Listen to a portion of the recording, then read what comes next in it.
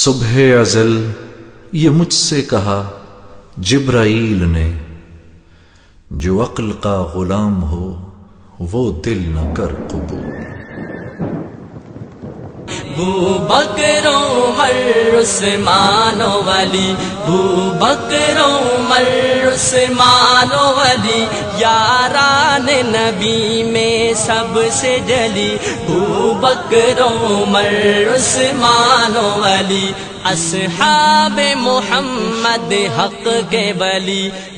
بکر عمر عثمان ولی، یاران نبی میں سب سے جلی، بکر عمر عثمان ولی، بکر عمر عثمان ولی۔ اسلام نے جن کو عزت دی، اسلام کو قوت جن سے ملی، اسلام نے جن کو عزت دی، اسلام کو قوت جن سے ملی، اسلام نے جن کو عزت دی، اسلام کو قوت جن سے ملی، ایمان کی روایت جن سے چلی، بکر عمر عثمان ولی، یاران نبی میں سب سے جلی، بکر عمر عثمان ولی، اصحاب محمد حق کے ولی۔ اعوذ باللہ من الشیطان الرجیم، بسم اللہ الرحمن الرحیم، نحمد و نصلی علی رسولہ الکریم، اما بعد، معزز سامعین السلام علیکم ورحمۃ اللہ وبرکاتہ۔ حمد و ثنا رب ذوالجلال کے لیے جو تخت عظمت جلال پر ہمیشہ سے متمکن ہے اور ہمیشہ رہے گا۔ اس کی قدرت کاملہ ہے کہ سیاہ پہاڑ پر چلنے والی سیاہ چونٹی کو سیاہ رات میں دیکھتا اور اس کی آہٹ کو سنتا ہے۔ وہ ایسا باجبروت خدا ہے، سمندروں میں مد و جزر کا پیدا کرنے والا، رات اور دن کا بنانے والا، خزاں و قدر کا مالک و مختار ہے۔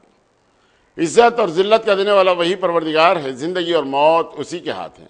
ہم اسی کی حمد و ستائش بیان کرتے ہیں، اسی کی بڑائی کے رائے گلاتے ہیں کہ اس خلاق اکبر نے جو عظیم احسان ہم پر کیا وہ یہی کہ امت محمدیہ میں پیدا فرمایا اور خود اس امت کی تعریف فرمائی کہ تم بہترین امت ہو، لوگوں کو برائیوں سے روکتے ہو، بھلائیوں کی طرف بلاتے ہو۔ درود و سلام سید العرب والعجم جمیل الشیم صاحب الجود والکرم صلی اللہ علیہ وسلم کی ذات اقدس پر کہ جس ذات گرامی نے عرب کے بدووں اور خانہ بدوشوں کو تاریخ انسانی کے کاروان کا سالار بنا دیا۔ بزرگوں اور دوستو، آج آپ ایک ایسے صحابی رسول کا تذکرہ سماعت فرمائیں گے جن کا بڑا مقام حالت کفر میں بھی رہا اور حالت ایمان میں لانے کے بعد بھی ان کا بڑا مقام رہا، اور اللہ کے نبی صلی اللہ علیہ وسلم نے صاف طور پر یہ فرما دیا کہ جو حالت کفر میں معزز تھا وہ اسلام لانے کے بعد بھی معزز ہے۔ تو چنانچہ آج اکرمہ بن ابی جہل ایک ایسے صحابی رسول جن کا باپ اسلامی دشمنی کے اندر اپنی جان کو گنوا بیٹھا، اور ان کے بیٹے ہیں اکرمہ، یہ بھی باپ کے نقش قدم پر بہت دور تک چلے، قبیلہ بنو مخزوم سے جن کا تعلق تھا، اور وہ اسلام سے اتنے سخت متنفر تھے کہ مت پوچھئے۔ یعنی جنگوں میں جب شروعات ہوئی، غزوہ بدر میں جب اس کا باپ مارا گیا تو اس وقت، اور پھر اس کے بعد غزوہ احد کے اندر سب سے زیادہ مسلمانوں کو نقصان پہنچانے والی شخصیت یہی اکرمہ بن ابی جہل کی، جو خالد بن ولید کے ساتھ عینین کی اس پہاڑی سے جہاں عبداللہ بن جبیر کے ساتھیاں تھے وہاں سے پلٹتے ہوئے آ کر مسلمانوں پر حملہ کرنے والی شخصیت اکرمہ بن ابی جہل کی تھی۔ مسلمانوں کو بہت زیادہ نقصان پہنچا۔ پھر اس کے بعد وہ موقع بھی آیا غزوہ خندق میں کہ خندق کو پھلانگنے کے اندر کامیاب تو ہو گئے، لیکن مسلمانوں نے جب ڈرایا دھمکایا تو عمر بن عبد ود اور اکرمہ بن ابی جہل، نوفل، یہ تین آدمی آئے تھے۔ نوفل تو اس خندق میں گر گیا جس کی وجہ سے اس کی موت واقع ہو گئی۔ اکرمہ بن ابی جہل اپنا نیزہ پھینکتے ہوئے بھاگنے میں کامیاب ہو گیا، اور پھر عمر بن عبد ود حضرت علی بن ابی طالب کے ہاتھ سے ختم ہو گیا۔ پھر اس کے بعد وہ موقع بھی آیا جب اللہ کے نبی صلی اللہ علیہ وسلم عمرہ کرنے کی غرض سے جب مکے کی سمت روانہ ہوئے تو قرہ غمیم پر خالد بن ولید، اکرمہ بن ابی جہل 200 سواروں کے ساتھ اللہ کے نبی صلی اللہ علیہ وسلم کے اس راستے کو روکنے کے لیے آ گئے۔ اللہ کے نبی صلی اللہ علیہ وسلم عثمان کے اس مقام سے اپنے رخ کو تبدیل کرتے ہوئے، اپنے راستے کو بدلتے ہوئے آپ حدیبیہ کے مقام تک پہنچے تھے۔ مطلب یہ کہ اسلام دشمنی کے اندر کوئی موقع آ جائے تو ہاتھ سے نہ جانے دینا یہ اکرمہ بن ابی جہل کا ترہ امتیاز رہا۔ اور اس کے بعد پھر وہ موقع بھی آ گیا جب اللہ کے نبی صلی اللہ علیہ وسلم 10,000 مجاہدین اسلام کے ساتھ مکہ فتح کرنے کے لیے گئے، تو اس کا سبب بھی اکرمہ بن ابی جہل اس انداز سے بنا کہ صفوان بن امیہ، اکرمہ بن ابی جہل، سہیل بن عمر، ان لوگوں نے بنو بکر کا ساتھ دیا جو بنو خزاعہ پر حملہ کیا ان لوگوں نے، اور شبخون اس انداز سے مارا کہ بہت ساری عورتوں کو ختم کیا، بہت سارے مردوں کو ختم کیا۔ نہ صرف ختم کیا بلکہ وہ لوگ پناہ لینے کے لیے جب خانہ کعبہ میں پہنچے تو وہاں بھی ان لوگوں نے خون خرابہ کیا اور بنو خزاعہ کا بہت زیادہ نقصان پہنچایا۔ اللہ کے نبی صلی اللہ علیہ وسلم سے جب بنو خزاعہ والوں نے جا کر یہ کہا کہ ہم آپ کے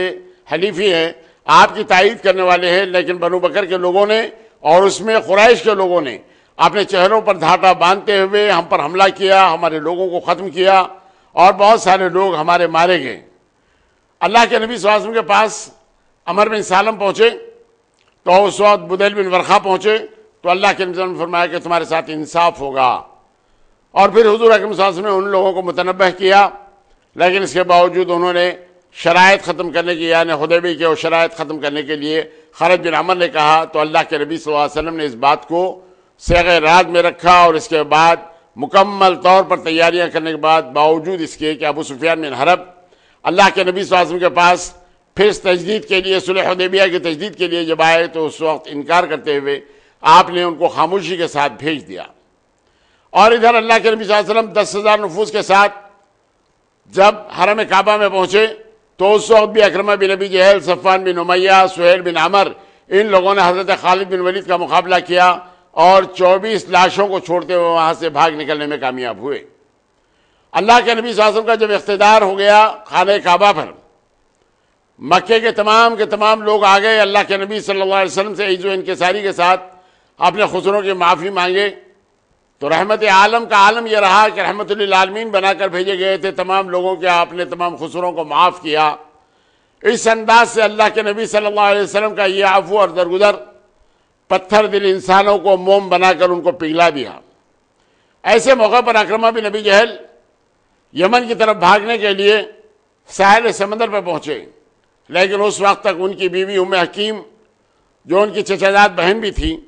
اللہ کے نبی صلی اللہ علیہ وسلم کے سامنے جا کر اپنا دامن امید پھیلایا اور کہا کہ اللہ کے نبی، میں اسلام قبول کی ہوں، اور میں اس بات کی آپ سے گزارش اور التجا کرتی ہوں کہ میرے شوہر نامدار اکرمہ بن ابی جہل کو آپ امان دے دیجئے، معافی دے دیجئے، وہ آپ کے خوف سے، اسلام کے خوف سے وہ یہاں سے بھاگ نکلنے میں کامیاب ہو گیا ہے، میں اسے ڈھونڈ لاتی ہوں آپ کی خدمت میں، آپ اس کے خطروں کو معاف کر دیجئے۔ اللہ کے نبی صلی اللہ علیہ وسلم نے فرمایا، ابو جہل کے بیٹے کے تعلق سے کہتی ہو؟ تو کہا کہ اللہ کے رسول، ابو جہل کا بیٹا ضرور ہے، لیکن وہ میرا شوہر ہے اور میں اپنے شوہر کے تعلق سے آپ سے التجا کر رہی ہوں۔ اللہ کے نبی صلی اللہ علیہ وسلم نے فرمایا کہ جا، تیرے شوہر کے لیے بھی امان۔ اس انداز سے ام حکیم وہاں سے ساحل سمندر پہ پہنچی، دیکھا ہے کہ کشتی جا رہی ہے، اور اس کے بعد کچھ تلاطم ہوا، کشتی کا پھر رخ پلٹا، جہاں سے نکلی تھی پھر وہاں واپس آئی، تو اس میں 1-2 روایتیں آئی۔ ایک روایت تو یہ کہ جب وہ کشتی تلاطم میں آ گئی تو لات و عزا کو اکرمہ بن ابی جہل پکارنے لگا، تو اس وقت ان ملاحوں نے کہا کہ لات و عزا کام دینے والے نہیں، اللہ وحدہ لا شریک کو پکارو تب تمہاری مصیبت دور ہو سکتی ہے۔ تو ایک روایت کے مطابق انہوں نے اس بات کا تہیہ کیا، اگر میں اس آفت اور بلا سے بچ جاؤں تو خود نبی کریم صلی اللہ علیہ وسلم کے پاس جاؤں گا اور ایمان سے مشرف ہو جاؤں گا۔ دل میں اس بات کا خیال آیا، وہ ہوائیں تمام مخالف چلنے لگی، تو پھر کشتی جہاں سے گئی تھی وہاں جب کشتی آ گئی، اس دوران میں ام حکیم نے ایک ایسا پرچم لہرایا، اس لہرانے کے بعد اپنے شوہر نامدار کو اپنے پاس بلایا اور اس کے بعد کہا کہ میں نے اللہ کے نبی صلی اللہ علیہ وسلم سے تمہارے لیے امان مانگ لی، اللہ کے نبی صلی اللہ علیہ وسلم نے تمہارے قصوروں کو معاف کر دیا ہے۔ اکرمہ بن ابی جہل سوچ میں ہے کہ 21 سال تک جس شخصیت کے ساتھ میں نے دشمنی کی، کیا وہ آج مجھ پر مہربان ہو سکتے ہیں؟ کیا میرے قصوروں کو معاف کیا جا سکتا ہے؟ کیا میں معافی کے قابل ہوں؟ اپنے کیے کے اوپر تمام منظر بمنظر تمام باتیں سامنے آئیں، بیوی کی بات پر یقین، اللہ کے نبی صلی اللہ علیہ وسلم کے عفو اور درگزر پر نظر۔ اکرمہ بن ابی جہل اپنی بیوی ام حکیم کے ساتھ اللہ کے نبی صلی اللہ علیہ وسلم کی بارگاہ میں پہنچتی ہیں۔ اکرمہ بن ابی جہل کا معاملہ یہ کہ نگاہیں نیچی ہیں، شرمندگی سے سر جھکا ہوا ہے، قدم بوجھل بوجھل آہستہ آہستہ اٹھ رہے ہیں، پتہ نہیں انجام کیا ہونے والا ہے۔ اللہ کے نبی صلی اللہ علیہ وسلم صحابہ کے جھرمٹ پہ بیٹھے ہوئے اس انداز سے اٹھے کہ اے شہ سوار عرب تیرا آنا مبارک ہو، اے شہ سوار عرب تیرا آنا مبارک ہو۔ نبی کریم صلی اللہ علیہ وسلم کی زبان مبارک سے نکلا اور استقبال کے لیے اللہ کے نبی صلی اللہ علیہ وسلم اٹھ گئے اس انداز سے کہ چادر کا ایک کونا زمین پر گرا ہوا اللہ کے نبی صلی اللہ علیہ وسلم آگے بڑھ رہے تھے۔ اکرمہ بن ابی جہل دہل کے رہ گئے، کیا یہ وہی شخصیت ہے جس کے ساتھ میں نے 21 سال تک دشمنی کی اور آج اس کے بعد یہ عمل ہو رہا ہے کہ میرا استقبال ہو رہا ہے؟ آنکھ سے آنسو رواں ہے، دل گواہی دے رہا ہے کہ بلا شبہ یہ اللہ کے سچے رسول ہیں۔ اور اس کے بعد انہوں نے کہا کہ اللہ کے نبی، حالت کفر میں نے بہت زیادہ ظلم اور اسلام کی بیخ کنی کے لیے میں نے بہت کچھ کیا ہے، اسلام کی بقا کے لیے اب کرنا چاہتا ہوں، بارگاہ خداوندی میں میرے لیے دعا فرمائیے۔ اللہ کے نبی صلی اللہ علیہ وسلم کے ہاتھ بارگاہ خداوندی میں اٹھ گئے کہ پروردگارا، میں اس کے خسروں کو معاف کرتا ہوں، تو بھی اس کے خسروں کو معاف فرما دے۔ اس کے بعد دیکھنے والی نگاہوں نے دیکھا کہ اکرمہ بن ابی جہل سچے پکے مسلمان ہیں۔ اور پھر معاملہ یہ ہوا کہ جب اللہ کے نبی صلی اللہ علیہ وسلم نے ان کے خسروں کو معاف فرما دیا، یہ داخل اسلام ہو گئے تو سچے دل سے سچے عقیدے کے ساتھ۔ اور اس کے بعد نتیجہ یہ ہوا کہ نماز میں اپنے آپ کو اتنا انہماک کرتے، قرآن اس انداز سے پڑھتے اور قرآن کو ایسے چومتے، ایسے آنکھوں سے لگاتے، یہ میرے اللہ کا کلام ہے، میرے اللہ کا کلام ہے، اس انداز سے اس بات کا اظہار کرتے۔ اور اس کے بعد دیکھنے والی نگاہوں نے دیکھا کہ اللہ کے نبی صلی اللہ علیہ وسلم نے 10 ہجری کے اندر آپ کو بھیجا عامل بنا کر، اور پھر اس کے بعد آپ نے وہ صدقہ تمام جمع کیا، مدینہ منورہ لے آئے۔ اور اس کے بعد جب آپ یمن میں تھے تو اس وقت اللہ کے نبی صلی اللہ علیہ وسلم اس دار فانی سے کوچ کرتے ہیں، حضرت ابوبکر صدیق خلیفہ منتخب ہو جاتے ہیں۔ حضرت ابوبکر صدیق خلیفہ ہونے کے بعد آپ مدینہ منورہ جب آئے تو اس وقت ارتداد کا مسئلہ چل رہا ہے، لوگ اسلام سے منحرف ہو رہے ہیں، لوگ اپنے تمام سابقہ تمام اعمال کو چھوڑ رہے ہیں۔ اور اس زمانے میں مسلمہ ابن کذاب جسے جھوٹا نبوت کا دعویٰ کیا، 40,000 افراد کے ساتھ وہ جنگ کے لیے آمادہ ہو گیا۔ حضرت ابوبکر صدیق نے 9 ایسے حالات بنائے کہ 9 جیش کے ایسے ٹکڑے بنائے جس کی ایک قیادت حضرت اکرمہ بن ابی جہل کو دیتے ہوئے کہا کہ مسلمہ ابن کذاب سے مقابلہ کرنے کے لیے نکلو، اور ساتھ ہی ساتھ اس بات کی ہدایت بھی دی کہ شرابیل بن حسنہ کو میں بھیج دوں گا اور خالد بن ولید بھی تمہارے پاس آئیں گے، اور اس کے بعد تم ان سے مقابلہ کرنا۔ حضرت اکرمہ بن ابی جہل جو اللہ کے نبی صلی اللہ علیہ وسلم کو آپ دیکھ چکے تھے، اپنے جذبات پر قابو نہ پا سکے، مسلمہ ابن کذاب کی طاقت کا اندازہ نہ لگا سکے، اور وہ فوراً گئے اور بغیر کسی اس کے آپ جنگ و جدال میں منہمک ہو گئے۔ چونکہ مسلمہ ابن کذاب کی فوج 40,000 کے قریب تھی، اکرمہ بن ابی جہل کے لوگوں کو، ان کے مجاہدین کو انہوں نے پیچھے ڈھکیلنے میں کامیابی حاصل کی، لیکن جب دوسرے تیسرے دن جب شرابیل بن حسنہ آ گئے اور پھر ایک کمک پہنچ گئی، اور جب ان کے پست ہونے اور پیچھے ہٹنے کے تعلق سے حضرت ابوبکر صدیق کو معلوم ہوا تو حضرت ابوبکر صدیق کو بہت زیادہ ان پر غصہ بھی آیا، کہا کہ بہت جلد بازی سے انہوں نے کام لیا۔ اور اس کے بعد پھر وہ مرحلہ بھی آیا جب آپ جنگ میں جانے کے لیے، اس لیے کہ وہاں سے ان کو یہ حکم ملا کہ آپ عمان کی طرف چلے جاؤ اور پھر وہاں پر ان لوگوں کی مدد کے لیے آپ رہو۔ تو چنانچہ اکرمہ بن ابی جہل حضرت ابوبکر صدیق کے اس کہنے کے مطابق آپ عمان پہنچ گئے اور وہاں پر آپ نے ان لوگوں کا ساتھ دیا، جنگ و جدال میں شریک رہے۔ پھر اس کے بعد وہ ایرانیوں کے ساتھ ساتھ ان کی جو جنگ رومیوں سے ہوئی تو اس میں بہت زیادہ بڑھ چڑھ کر حصہ لینے والے حضرت اکرمہ بن ابی جہل رہے۔ معاملہ دراصل دوستو یہ ہوا کہ ایک مرتبہ آپ جائزہ لینے کے لیے حضرت ابوبکر صدیق جب نکلے تو انہوں نے دیکھا کہ ایک ٹینٹ ہے، ٹینٹ کے اطراف میں تمام گھوڑے بندھے ہوئے ہیں، سامان حرب رکھا ہوا ہے، بے شمار پیسہ اس کے اوپر بے دریغ خرچ کیا گیا ہے۔ تو آپ نے دیکھا کہ یہ کس کا خیمہ ہے، معلوم یہ ہوا کہ اکرمہ بن ابی جہل کا ہے۔ تو حضرت ابوبکر صدیق نے کہا کہ اکرمہ اپنے جیب پر اتنا زیادہ بوجھ نہ ڈالو، اتنا زیادہ بار مت ڈالو، آپ یہ جو پیسے لگا دیے ہیں بیت المال سے اس کو حاصل کر لو۔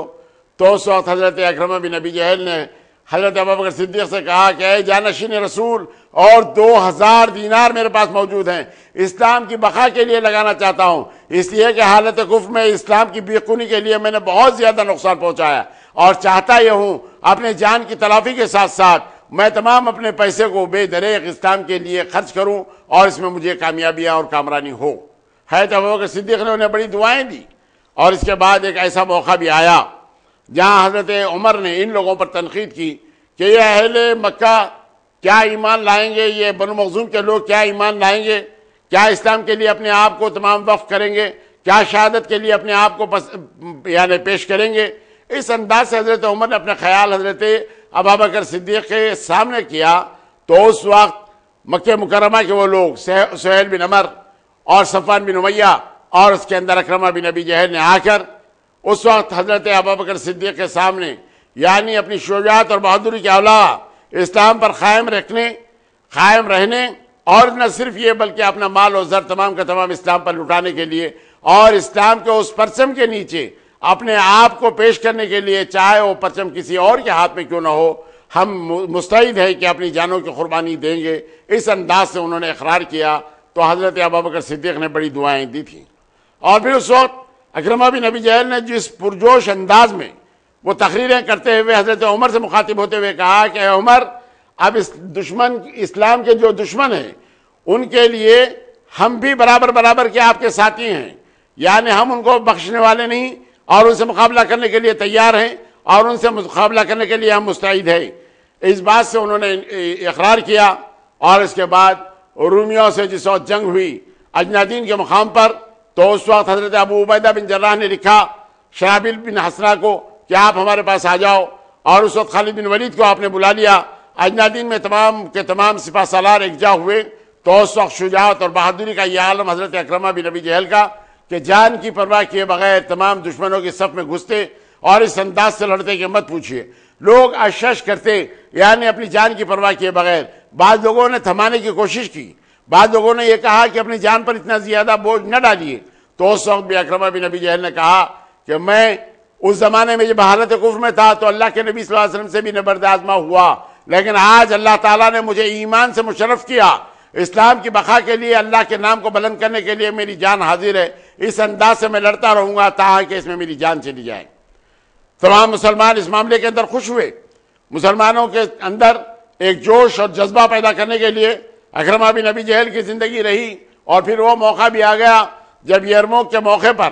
آپ نے اس وقت جب رومیوں کا غلبہ ہوا، اس لیے کہ صرف 40,000 مسلمان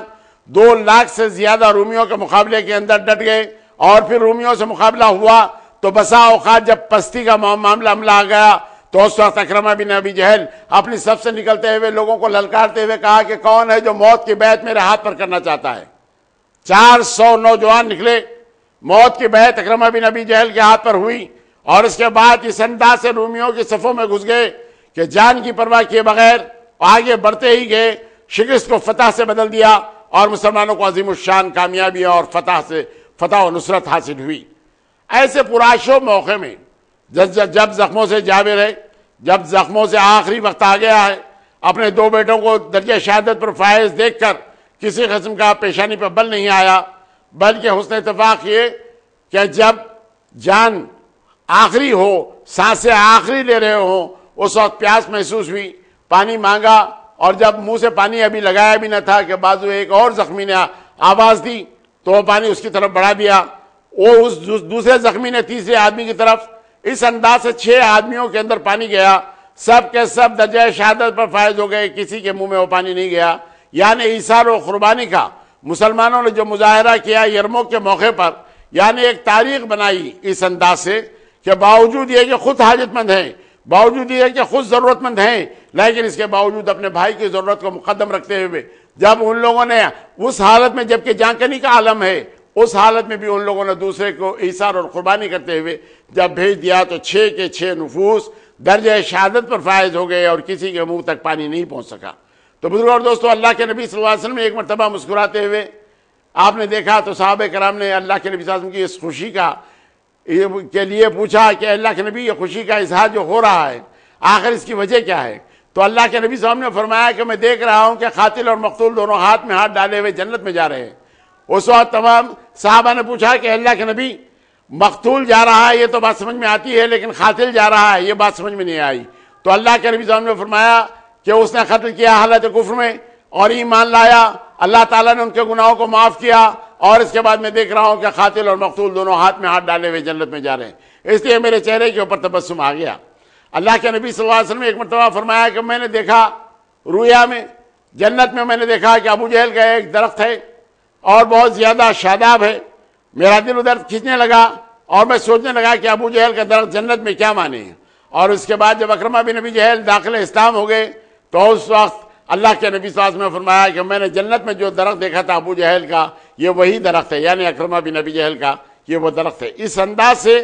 اللہ کے نبی صلی اللہ علیہ وسلم نے اظہار کیا۔ اللہ کے نبی صلی اللہ علیہ وسلم کے سامنے وہ باتیں آئی کہ بعض لوگ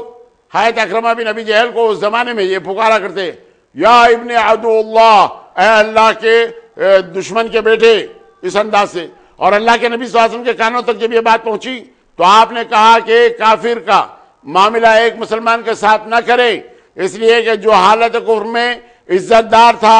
وہ اسلام لانے کے بعد بھی عزت دار ہے۔ ایک کافر کا بدلہ اس کے بیٹے سے جو مسلمان ہے اس سے نہ لیا جائے۔ اللہ کے نبی صلی اللہ علیہ وسلم کی خفگی کو دیکھتے ہوئے تمام صحابہ کرام نے اس کے بعد اس انداز سے ان سے گفتگو کرنا بند کر دیا۔ شجاعت کے اندر اپنا مقام نہیں رکھتے تھے، اس لیے کہ بنو مخزوم کے وہ سردار سب سے زیادہ بہترین شہ سواری کرنے والے،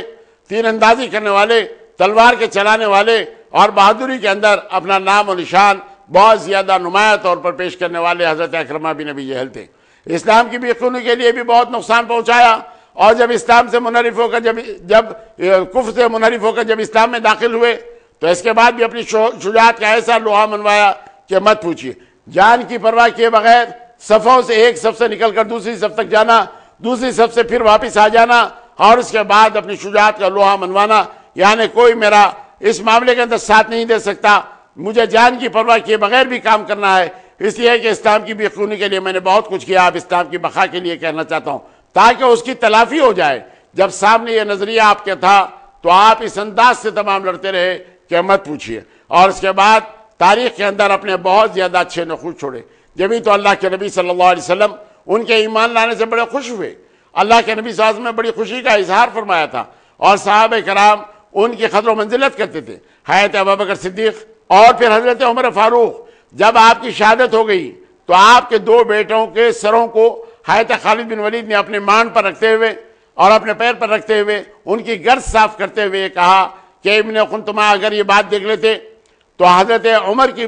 والدہ کے نام سے، یعنی اگر حضرت عمر اس حال میں اگر ان کو دیکھ لیتے تو بنو مخزوم کے سچے مسلمان ہونے کی گواہی دیتے، اس لیے کہ انہوں نے جان و تن کا نذرانہ پیش کر دیا اور اپنے آپ کو اسلام کی بقا کے لیے وقف کر دیا، اور جس بات کا وعدہ انہوں نے کیا تھا وہ مکمل طور پر آج پورا ہوا کہ اپنے بیٹوں کے ساتھ اس میدان کارزار کے اندر کام آتے ہوئے اللہ کے نام کو بلند کرنے کے لیے اپنی جان و تن کا نذرانہ پیش کیا تھا۔ ان کی جو زوجہ محترمہ تھی، آپ کے انتقال کے بعد انہوں نے خالد بن سعید سے عقد کر لیا اور وہ خالد بن سعید کی بیوی بن گئی۔ اس انداز سے حضرت اکرمہ بن ابی جہل کی وہ زندگی جو اسلام لانے کے بعد رہی وہ قابل تعریف، قابل تقلید ہے۔ حضرت اکرمہ بن ابی جہل وہ شخصیت جنہوں نے یعنی اللہ کے نبی صلی اللہ علیہ وسلم سے بھی مقابلہ کرانے کے لیے کبھی بھی پس و پیش اس شخص نے نہیں کیا، اور پھر بدر کی وہ وادی کے اندر جب معاذ اور معوذ نے ان کے باپ کو قتل کیا ابو جہل کو، تو اس وقت معاذ پر حملہ کرنے والے یہ اکرمہ بن ابی جہل تھے۔ اور اس کے بعد اللہ کے نبی صلی اللہ علیہ وسلم نے جب یہ فرمایا تھا